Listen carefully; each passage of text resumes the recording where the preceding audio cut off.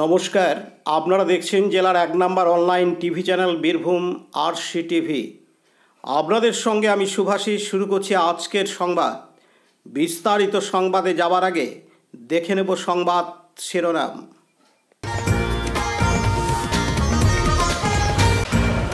স্বেচ্ছাসেবী সংস্থার উদ্যোগে বস্ত্র মেডিকেল হাইজিন কিট বিতরণ সিউড়িতে।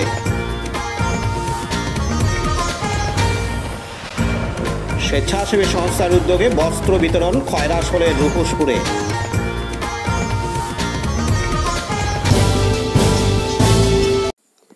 প্রতি বছরের মতো এবারও বস্ত্র বিতরণ করল সিউড়ির স্বেচ্ছাসেবী সংস্থা নতুন দিশা। আজ রবিবার ৬ অক্টোবর সিউড়িতে বেনিমাধব ইনস্টিটিউশনের কাছে প্রায় ২০০ জন অসহায় দুস্থ পরিবারকে নতুন বস্ত্রের সঙ্গে পোলাও ও আলুর দম তুলে দেওয়া হয়। সেই সঙ্গে ভারতীয় রেড ক্রসের পক্ষ থেকে মোট ৩০ জন মহিলাকে মেডিকেল হাইজিন কিট বিতরণ করেন ডাক্তার অঙ্কিতা চক্রবর্তী। এদের উপস্থিত ছিলেন প্রধান অতিথিরূপে প্রণয় রায়, সনৎ সাধু, সাংবাদিক সনাতন সহ অন্যান্য বিশিষ্ট ব্যক্তিবর্গ। এদিন নতুন দিশা স্বেচ্ছাসেবী সংস্থার সম্পাদক মলয় সাধু জানান, নতুন দিশা কর্তৃক আমাদের বস্ত্র বিতরণ শিবিরের আয়োজন করা হয়েছে। আজ ১৭ সাল থেকে আমাদের এই সংগঠন চলে আসছে। আমরা 2003-এর উচ্চ মাধ্যমিক ব্যাচ। আমাদের পুরো ব্যাচ এটা একটি অরাজনৈতিক সংগঠন আমরা তৈরি করি এবং সেই সংগঠনই আজ অবধি আমরা বয়ে বেড়াচ্ছি।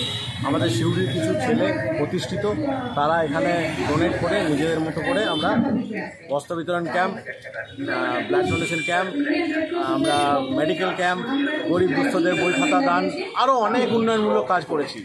কোভিডের সময় আমরা অনেক উন্নয়নমূলক কাজ করেছি। আমাদের সঙ্গে শুধু সিউড়ি নয়, সিউড়ির বাইরে গোটা ভারতবর্ষের ব্যাঙ্গালোর, হায়দ্রাবাদ, দিল্লি, সুরাট এবং বিদেশে পেনসিলভেনিয়া, টেক্সাস, জার্মানি বন্ধুরাও আমাদের সঙ্গে জুড়ে আছে এবং তাদেরকেও অসংখ্য ধন্যবাদ যে আমাদের কিছু অর্থ সাহায্য করার জন্য বন্ধু হিসাবে। তো আমরা এই 2024-এ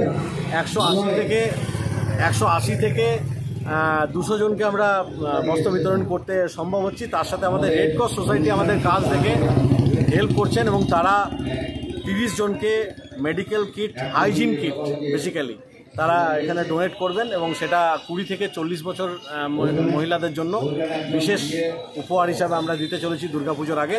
আপনার নাম? আমার নাম মলয় সাধু এবং আমি নতুন দিশার সেক্রেটারি। পতিত পাবন বৈরাগ্যের report, Birbhum RC TV, Suri. এখন বিজ্ঞাপন বিরতি, ফিরে আসছি বিরতির পর। সব থেকে ভালো চিকিৎসা সবচেয়ে কম খরচে, সবচেয়ে কম খরচে। সব থেকে ভালো চিকিৎসা সবচেয়ে কম খরচে, সবচেয়ে কম খরচে। বিশ্বমানের স্বাস্থ্য পরিষেবা মিলবে দিনে রাতে, বিশ্বমানের স্বাস্থ্য পরিষেবা মিলবে দিনে রাতে।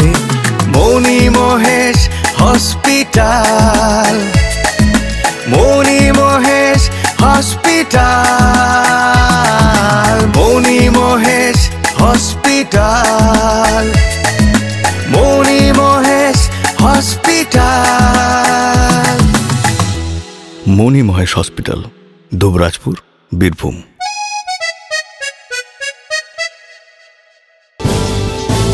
ফিরে এলাম বিরতির পর।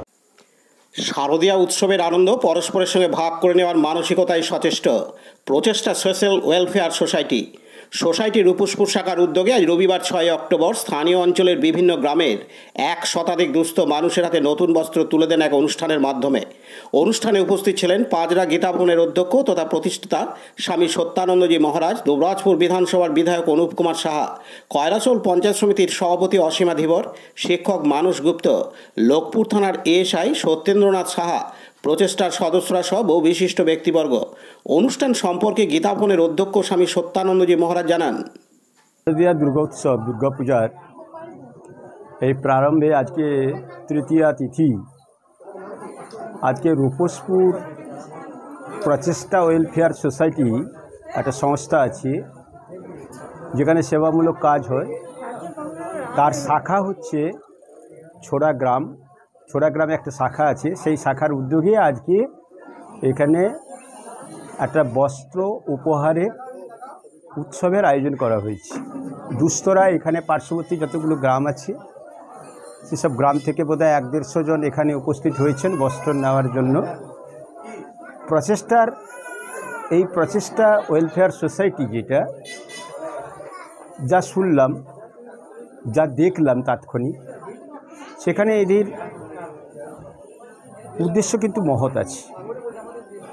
এরা সর্বদলীয়ভাবে, মানে অরাজনৈতিকভাবে, অসাম্প্রদায়িকভাবে যারা সমাজে, যাদের এই মুহূর্তে কিছু না কিছু রিলিফের প্রয়োজন হয়ে আছে, অথচ অনেকে হয়তো রাজনীতির শিকার বা বিভিন্ন কারণে তারা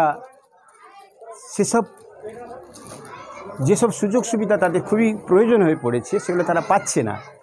তাই এনারা এই প্রচেষ্টা যে ওয়েলফেয়ার সোসাইটি, তার একটা অরাজনৈতিকভাবে একটা সংস্থা করে তারা সকলের কাছে পৌঁছাতে পারছেন এবং সার্বিক সমস্যা সমাধানের জন্য এরা কিন্তু উদ্যোগ নিয়েছেন। কারণ আজকে একটা লক্ষ্য করলাম যে আজকে আমি গীতা ভবন থেকে এসেছি, আমার একদিকে বসেছিলেন এমএলএ এখানকার অনুপ সাহা, তিনি একটা রাজনৈতিক দলের, এবং আমার ডান দিকে বসেছিলেন এই পঞ্চায়েত সমিতির সভাপতি অসীমা ধীবর, তিনি আরেক রাজনৈতিক দল, ক্ষমতাসীন দলের প্রতিনিধি, এবং বিভিন্ন কর্নারের বিভিন্ন ভাবনার মানুষ কিন্তু এখানে সমবেত হয়েছেন। তাই এনাদের উদ্যোগটা কিন্তু নন পলিটিক্যাল, এতে কোনো সন্দেহ নেই।